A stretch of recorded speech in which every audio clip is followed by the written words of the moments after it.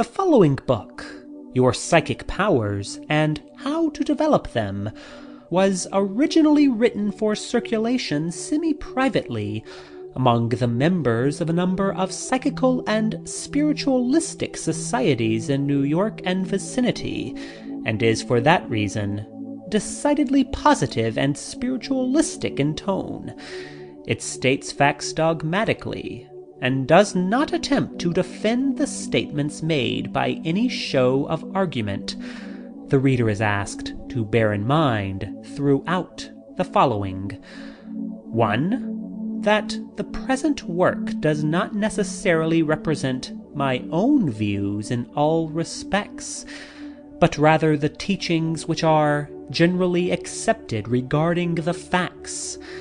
That is to say, I have merely endeavored to state the traditional and accepted theories, without in all cases endorsing these views myself.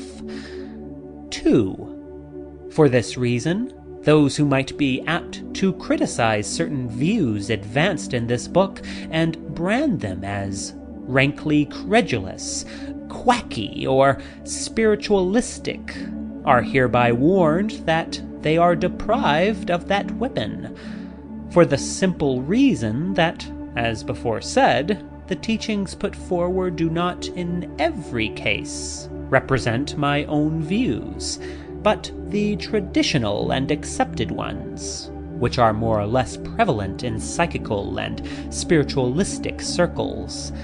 And I have been careful in nearly all such cases to state that it is taught, or we are told, or words to that effect.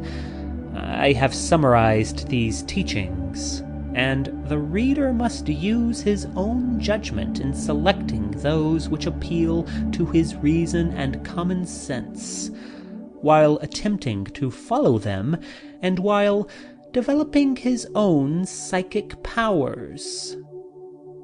So much evidence has been accumulated of late years, tending to prove the persistence of individual human consciousness after death, and I have tentatively, and for the sake of argument, adopted the spiritualistic hypothesis throughout the present work.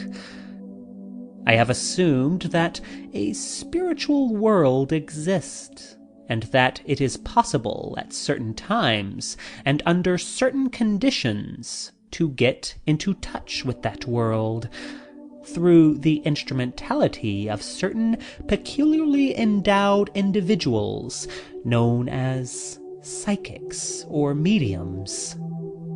The fact once granted, innumerable interesting possibilities present themselves, as well as many phenomena which call for solution.